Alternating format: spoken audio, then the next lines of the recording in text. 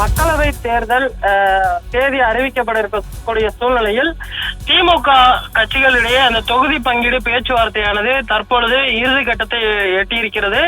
இன்று காலை மதிமுகவுடன் பேச்சுவார்த்தை நிறைவு பெற்ற நிலையில் தற்பொழுது விசிக அதாவது தொல் திருமாவளவன் பார்த்தமையானால் விசிக தலைவர் தொல் திருமாவளவன் மற்றும் தமிழக முதல்வரும் திமுக தலைவருமான மு.க. ஸ்டாலின் அவர்களுடைய அந்த தொகுதி பங்கீடு பேச்சுவார்த்தை ஒப்பந்தம் தற்பொழுது கையொப்பம் இறுதியாகி இருக்கிறது. குறிப்பாக விடுதலை சிறுத்தைகள் கட்சி 3 தொகுதிகளை கேட்டு திமுகவுடன் பேச்சுவார்த்தையில் ஈடுபட்டு வந்தது.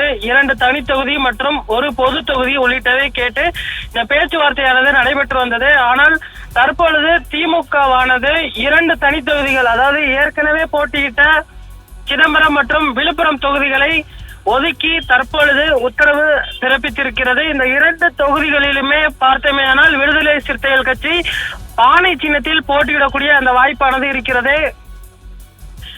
விழுப்புரம் தொகுதியில் பார்த்தமையானால் ரவிக்குமார் அவர்களும், சிதம்பரம் தொகுதியில் தொல் திருமாவளவன் அவர்களும் மீண்டும் வேட்பாளர்களாக களமிறங்க இருக்கின்றனர். கடந்த முறை போட்டியிட்ட அதே வேட்பாளர்கள் இந்த முறையும் போட்டியிட இருப்பது குறிப்பிடத்தக்கது. குறிப்பாக கட்சியில் புதிதாக இணைந்த ஆதவ் அர்ஜுனன் அவர்கள் விடுதலை சிறுத்தைகள் கட்சியின் பொதுச் செயலாளராக நியமனம் செய்யப்பட்டார்.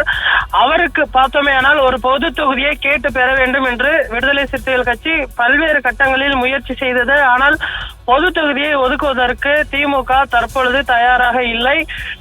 பெரும்பான்மையான கட்சிகளுக்கு கடந்த முறை ஒதுக்கப்பட்ட அதே தொகுதிகள் தான் ஒதுக்கப்பட்டிருக்கிறது. குறிப்பாக கொங்கு நாடு மக்கள் தேசிய கட்சிக்கு நாமக்கல் தொகுதி, அதே போன்று இந்திய யூனியன் முஸ்லீம் லீக் கட்சிக்கு நாமக்கல் தொகுதி பார்த்தோமேனால் ராமநாதபுரம் தொகுதி ஒதுக்கப்பட்டிருக்கிறது. தற்பொழுது விடுதலை சிறுத்தைகள் கட்சிக்குமே விழுப்புரம் மற்றும் சிதம்பரம் உள்ளிட்ட 2 தொகுதிகள் ஒதுக்கி தற்பொழுது அந்த கூட்டணி ஒப்பந்தமானது கையொப்பமாயிருக்கிறது. இன்னும் காங்கிரஸ் மற்றும் மக்கள் நீதி மையம் 2 கட்சிகளிடையே அந்த ஒப்பந்தம் தான் கையெழுத்தாக வேண்டியிருக்கிறது. இதில் காங்கிரஸ் கட்சியிடையான அந்த ஒப்பந்தம் நாளைய தினம் கையொப்பமாகும் அல்லது இன்று மாலைக்குள் இந்த ஒப்பந்தமானது கையொப்பமாகும் என தெரிகிறது.